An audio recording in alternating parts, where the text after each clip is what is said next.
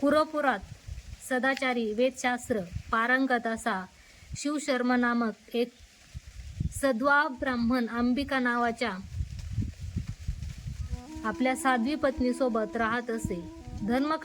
धर्मकर्माचे श्रद्धेने व प्रामाणिकपणे पालन करीत ग्रामस्थांच्या समस्याही तो सोडवित असे. तो आजूबाजूच्या लोकांच्या गरजा व आकांक्षांना नेहमीच प्रतिसाद देत असे. दैवानुग्रहाने जीवनात सर्व काही लाभले होते, परंतु एकच उणीव होती, ती म्हणजे त्यांना होणारी मुले जन्मतः मरण पावत होती. त्यामुळे ते दाम्पत्य अत्यंत दुःखी त्रस्त झाले होते.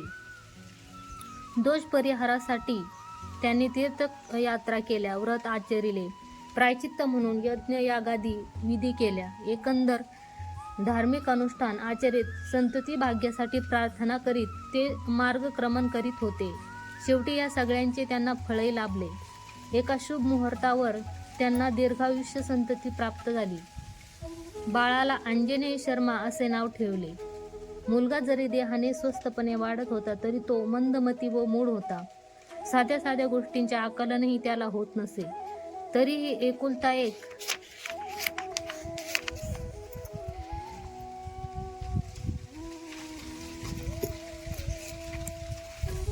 जगून राहिलेल्या मुलाचे ते अत्यंत प्रेमाने पालन पोषण करीत होते. मुलगा 8 वर्षाचा झाल्यावर सर्व काही सुरळीत होईल अशी पालकांची आशा होती. अशा प्रकारे त्यांनी त्याचा उपनयन संस्कार करून गायत्री मंत्राचा उपदेश केला. पण तो मंदमती बालक गायत्री मंत्र देखील स्पष्टपणे उच्चार करू शकला नाही. उपनयन संस्काराने कोणतेही प्रयोजन होणार नाही व उगाचच उपनयनासाठी विपुल धन घालवले असे लोक आपापसात बोलत होते. मौजी बंधनानंतरही त्याच्या बुद्धीचा काही विकास झाला नाही व विद्याभ्यासात देखील कोणत्याही प्रकारची प्रगती झाली नाही. ब्राह्मणाच्या सर्व प्रयत्नांती तो निस्तेज मूढ बालक प्राथमिक शिक्षण सुद्धा समजू शकला नाही. या स्थितीमुळे ब्राह्मण अत्यंत अस्वस्थ झाला व आपल्या एकुलत्या एका मुलाच्या भविष्याची चिंता त्याला भेडसावू लागली. त्याच्यात बदल घडवून आणण्यासाठी तो योग्य उपायाचा विचार करीत असे. कधी कधी मारून मुटकूनही तो मुलाला शिकवण्याचा प्रयत्न करत असे, परंतु मारहाणीमुळे मुलगा रडायचा. आपल्या मुलाचे रडणे सहन होत नसल्याने आई त्याला वाचवायला मध्यस्थी करायची. एके दिवशी उदास मनस्थितीत ती आपल्या पतीला स्पष्टपणे म्हणाली, अहो, आमच्या मुलाच्या नशिबात विद्यार्जन लिहिलेले नाही, त्यामुळे रीतीने वादंड देऊन विद्या देण्याचे काही प्रयोजन नाही. आम्ही दुःख करणे, शोक करणे हे व्यर्थच. त्याच्या प्रारब्धात जे काही लिहिलेले आहे तसेच होऊ द्या. आम्ही त्याचे उत्तमरित्या पालन पोषण करूया. आम्हाजवळ केवळ हा एकटाच जिवंत आहे. तिचे वचन ऐकून पित्याने त्याचा छळ थांबविला. त्याला किंचित समाधान झाले व तो निश्चित झाला. असे असूनही मंदमती मूढ अविद्यावंत मुलाविषयी चिंतन करत संसारात निरासक्त झाला आणि व्याधिग्रस्त झाला. माझ्या वंशात एक अविद्यावंत मूल लाभल्याने एक अपकीर्ती झाली, कलंक लागला असा पुन्हा पुन्हा विचार करत बिखर अशा मनोव्याधीने पीडित होऊन कालांतराने एके दिवशी स्वर्गस्थ झाला. मायलेकाने शिवशर्माचा आश्रय गमावला व दोघेही निर्गतिक झाले. उपजीविकेसाठी अंजनेय शर्माला भिक्षावृत्तीवर अवलंबून राहावे लागले. अंबिकेच्या हाती असलेले पैसेही लवकरच संपत आले. पुढे अंबिकेलाही तिच्या मूळ मुलासोबत संसार भागविणे अवघड जाऊ लागले. त्याच्यासोबत प्रत्यक्षात जीवन जगणे तिला अशक्य होत होते. मुलाच्या उज्ज्वल भविष्याची चिंता जरी भेडसावत होती तरी भगवंतावर पूर्ण विश्वास ठेवून अंतःकरणपूर्वक आराधना करून कुरुपुरातच ब्राह्मण धर्मानुसार भिक्षा मागत कसे बसे जीवन निर्वाह करीत असे.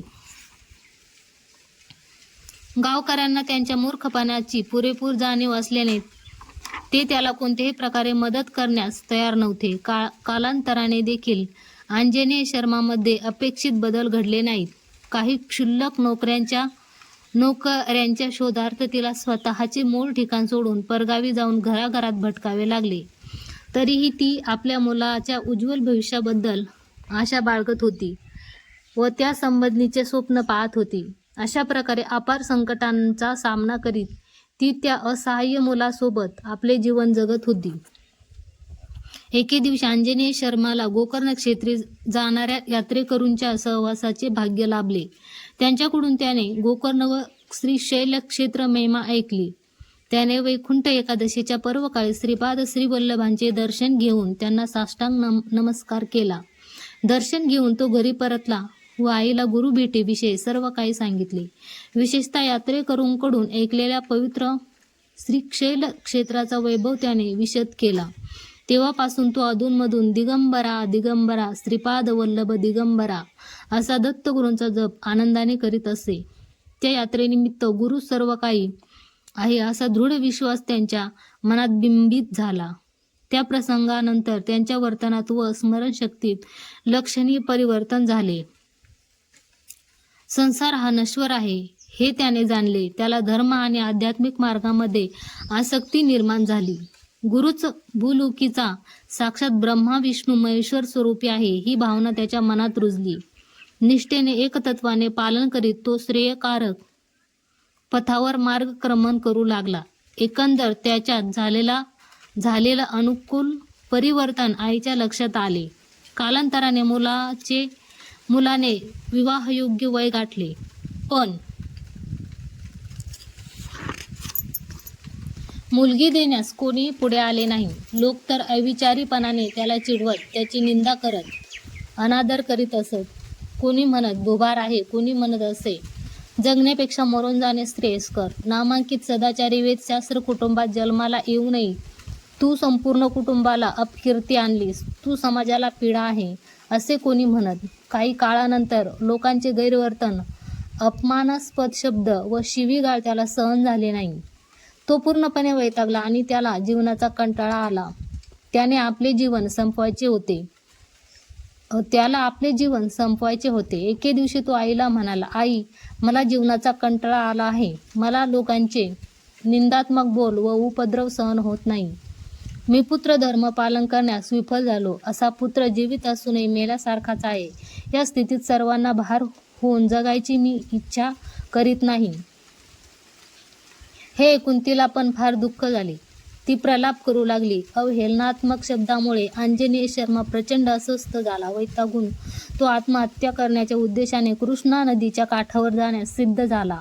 आईच्या सर्व प्रयत्नांती व समंजसपणाच्या शब्दांनी काहीही झाले नाही. चिंताग्रस्त निराश झालेल्या आईलाही वाटले की या जगात आता आत्महत्येशिवाय अन्य पर्याय नाही आणि म्हणून तिने त्याच्यासोबत आत्महत्या करण्याची तयारी दर्शवली. नंतर दोघेही मायलेक जेव्हा जीव देण्यास उद्युक्त होऊन कृष्णा नदी काठी निघाले तेव्हा त्यांनी जगदुद्धारक श्रीपाद श्री वल्लभ स्वामींना स्नान करताना पाहिले. सर्वव्यापी सर्वज्ञान श्रीपाद स्वामींना त्यांच्या आत्महत्येचा हेतू माहीत होता. तेथे जवळच रविदास नामक रजक गुरु नामस्मरण करीत आपल्या वृत्तीत निरत होता. श्रीपाद स्वामींनी त्या रजकाला ताबडतोब मायलेकांना बोलावून आणायला सांगितले. गुरु आज्ञेला मान देऊन रविदासाने नदीकाठी धाव घेतली आणि पाहिले की दोघेही नदीत उडी मारून जीव देण्यास उद्युक्त होते. त्याने मायलेकाला गुरूंच्या अनुज्ञेविषयी माहिती दिली व त्यांना गुरुस्थानी त्याच्यासोबत येण्यास पटवले. गुरुवचन ऐकताच त्यांच्यात परिवर्तन घडले. गुरुवचनाला मान देऊन ते दोघेही श्रीपादरायांच्या चरणकमलाशी आले आणि नतमस्तक झाले. ते स्वमनोकामना विशद करून म्हणाले, स्वामी, आम्ही निर्गतिक आहोत. आम्हाला जीवनाचा कंटाळा आला आहे. आम्ही येथे नदीमध्ये प्राणत्याग करण्यास आलो आहे. कृपया आम्हाला त्यास अनुमती द्या.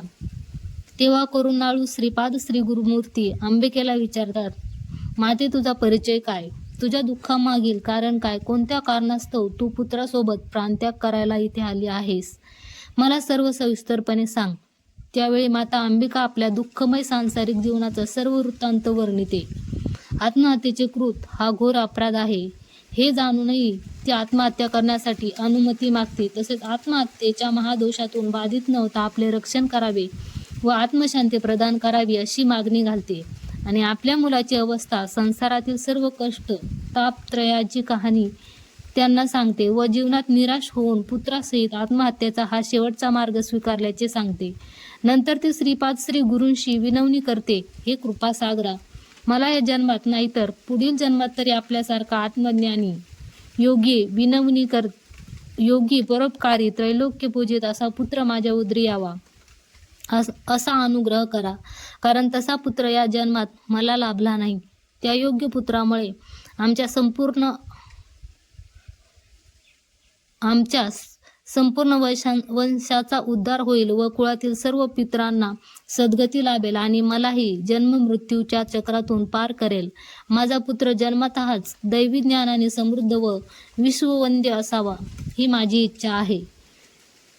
तिने अशा प्रकारच्या वरदानासाठी प्रार्थना केली आणि जीवनाच्या सिद्धीसाठी आवश्यक असलेल्या धार्मिक विधींच्या संदर्भात मार्गदर्शन देण्याची विनंती केली. तिची दुःखमय स्थिती ऐकून श्री गुरु अनुकंपित झाले. करुणाळू असणाऱ्या श्रीपादांनी आई व पुत्रावर एकदा आपली अमृत दृष्टी ओझरली व म्हणाले, हे माते, आत्महत्या हा जीवनातील समस्यांचा परिहार नाही. जीवन ही सिद्धीसाठी असून भयभीत होऊन जगण्यासाठी नाही.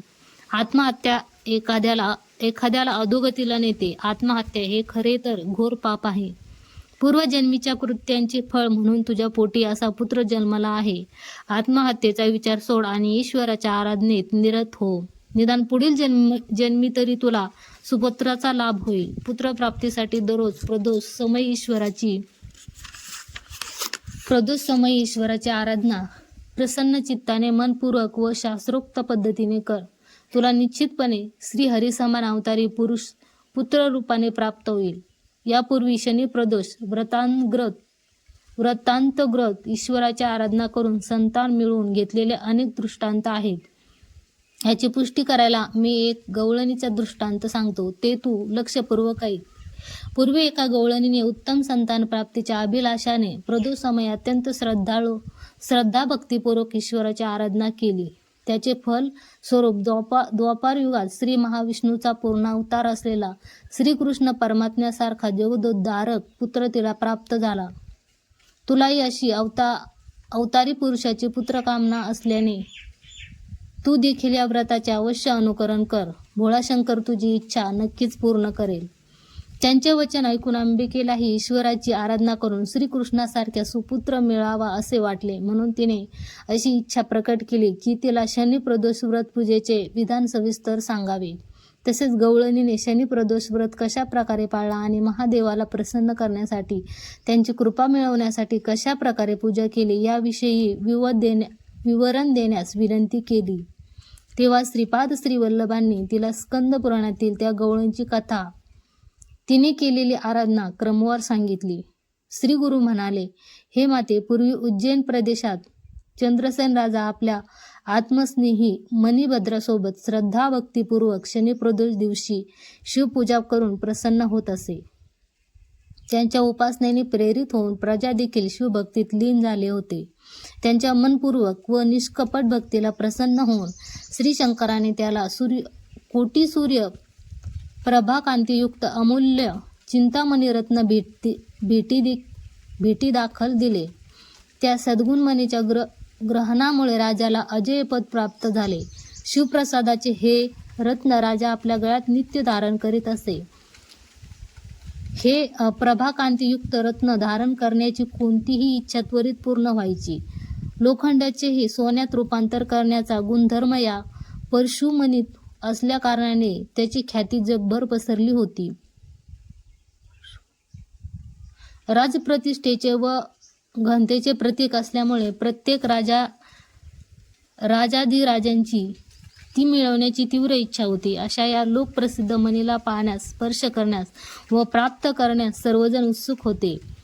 काही जण विकत अथवा अन्य कोणत्याही मार्गाने अगदी लबाडी व जबरदस्तीने ते प्राप्त करण्यासाठी कटकारस्थान देखील आखत होते. तथापि चंद्रसेन राजा कोणत्याही परिस्थितीत त्यापासून विलग होण्यास तयार नव्हता. किंबहुना तो सावधपणे त्याचे जतन करीत असे. एके दिवशी अकस्मात आसपासच्या सर्व राजांनी उज्जैनवर आक्रमण केले. त्या दिवशी शनी प्रदोष व्रत असल्याने राजा चंद्रसेन आणि मणिभद्र शिवाराधनेत मग्न होते. पर शिवाला शरण गेलेला चंद्रसेन राजा अत्यंत प्रेमाने शिवपूजेत निरत होता. राजाची ती परम प्रेमाने व सर्व समर्पण भावाने चाललेली पूजा एका गवळी बालकाने पाहिली. त्याने आपल्या इतर मित्रांनाही बोलावून पूजेचे दृश्य दाखविले. त्यांना देखील आपणही अशी पूजा करावी अशी इच्छा उद्भवली. सर्वांनी मिळून दगडाच्या सहाय्याने झटपट मंदिर उभारले व त्याला पत्रपुष्पांनी सजवले. मंदिरात एका आसनावर शिळा ठेवून त्यालाच पवित्र शिवलिंग मानून शिवोपासने ते तन्मय झाले. अनेक प्रकारे पूजा पुरस्कार विधीचा खेळ जणू ते विनोदाने खेळत होते. रात्र झाली तरी मुले घरी न परतल्याने त्यांना शोधायला आलेले पालक देखील त्यांची यथासांग चाललेली पूजा पाहून प्रसन्न झाले. अंधकार पडल्याने व घरी परतण्याची वेळ झाल्याने पालक त्यांना घरी घेऊन गेले. त्यापैकी एक निरागस बालक मात्र आईने किती आग्रह केला, रागावली तरी जागेवरून हलला नाही. तो शिवाराधनेत एवढा तल्लीन झाला होता की त्याचे देहभान हरपले होते. तिची जोराची हाकही त्याच्या कानावर पडली नाही. रागाच्या भरात तिने त्या मंदिरच उद्ध्वस्त केला व त्यातील शिवलिंगही बाहेर फेकले. त्यामुळे त्याच्या निष्पाप पूजेत अडथळा निर्माण झाला. शिवलिंगाचा विरह सहन न होऊन अत्यंत शोकग्रस्त स्थितीत तो बालक प्राणत्याग करण्याचा प्रयत्न करू लागला व आकस्मिक मूर्छित झाला. आपल्यासाठी आत्मार्पण करण्यास सिद्ध झालेल्या त्या मुग्ध बालकाची भक्ती पाहून शंकर आपल्या दिव्य रूपात प्रकटले व तिथेच एक रत्नखचित शिवमंदिर निर्मिले आणि त्यात एक दिव्य कांतीयुक्त अशा शिवलिंगाची प्रतिष्ठा केली. मग जेव्हा बालक शुद्धीवर आला तेव्हा त्याला हे सर्व दिसले. त्या क्षणी त्या रत्नजडित लिंगातून श्री गौरी रमण शिवशंकर प्रत्यक्ष आले व इष्टवर मागण्यास सांगितले. शिवदर्शनाने तो धन्य झाला. शंकराला वारंवार नमस्कार करून विनवू लागला, हे महादेवा, प्रदोष समयी मी तुझे व्रत करीत असताना माझ्या मातेने त्यात विघ्न आणले आहे. कृपया त्याची परिगणना न करता, कोपाविष्ट न होता अज्ञानवशात देवता विरुद्ध केलेल्या तिच्या अपराधाला क्षमा करा. त्यावर शंकराने आश्वासन दिले व प्रदोष पूजा करणारा व पाहणारा अनंत पुण्यफळ प्राप्त करून घेतो. प्रदोष पूजा पाहिल्या कारणाने तुझी आई द्वापार युगात यशोदा नावाने पुनर्जन्म घेईल व श्रीकृष्ण परमात्म्याची माता होईल. जीवनात तू सर्व काही साध्य करशील. तुझ्या सकल मनोकामना अतिशीघ्र पूर्ण होतील, असा वर देऊन त्या लिंगातच अंतर्धान झाले. काही क्षणातच अस्तित्वात नसलेले अद्भुत शिवालय पाहून गावकऱ्यांनाही खूप आश्चर्य वाटले. उज्जैनला वेढा घातलेल्या राजांनीही वैरभाव मत्सरी भाव त्यागून मित्रभाव धारण केला. त्यांच्यात विलक्षण परिवर्तन झाले. त्यांनी चंद्रसेनाला शिवशंकराचा निश्चिम भक्त मानला. तो सामान्य नसून महान आहे हे जाणून त्यांनी त्याच्या भेटीला अनुमती मागितली. मणिभद्रासोबत शिवपूजा आटपून चंद्रसेन राजा बाहेर आला. त्यावेळी काल रात्र झाली होती. अशा वेळी दिव्य प्रकाश पसरलेला पाहून त्या दोघांना आश्चर्य वाटले. त्यामागचे कारण जाणण्यास राजाने चौकशी केली. गवळी बालकाकडून त्याला घडलेला सारा वृत्तांत समजला. कैलासपती श्री शिवशंकराच्या लीलेचे प्रत्यक्ष निदर्शनच त्याला दिसले. तेथे जमलेल्या विभिन्न प्रदेशांच्या राजांना या घटनेविषयी सर्व काही कळले. शिवलीला प्रत्यक्षात पाहून ते स्तब्ध झाले. चंद्रसेन राजासकट सर्व राजांनी त्या गवळी बालकाचा राजमर्यादेसह विपुल धनसंपत्ती देऊन सन्मान करून त्याची कौतुक केले. तिथे जमलेले सर्व राजे समाधानी संतुष्ट होऊन आपापल्या राज्यात परतले. शिवानुग्रहाने त्या गवळी बालकाच्या कुटुंबाला सुख समृद्धी प्राप्त झाली.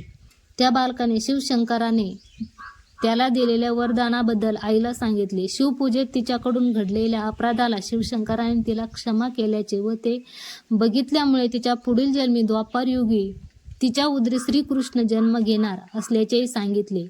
ईश्वराने दिलेल्या वरदानाविषयी जाणून व आपले अपराध क्षमा केल्याविषयी ऐकून तिला गही भरून आले. माते, प्रदोष व्रताचा महिमा अपार आहे. शनी प्रदोष पूजेमुळे शिवशंकर सत्वर प्रसन्न होतात व आपले सारे अभिष्ट पूर्ण करतात. माझ्यासारखा पुत्र मिळवण्यासाठी माझ्या शब्दांवर विश्वास ठेवून शनी प्रदोष समयी शिवपूजा अत्यंत भक्तिपूर्वक कर. तुझे मनोरथ निश्चित पूर्ण होईल. तिला असा उपदेश केला.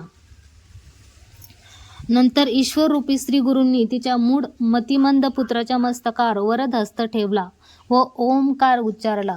त्या क्षणी त्या बालकाच्या देहात दिव्य शक्तीचे संचलन झाले. श्रीगुरूंच्या आशीर्वादाने त्या मंदमती बालकाला ज्ञानोदय झाला आणि तो सकल वेदशास्त्र, तर्कभाषा अगदी सहजपणे क्रमवार तोंडपाठ म्हणू लागला.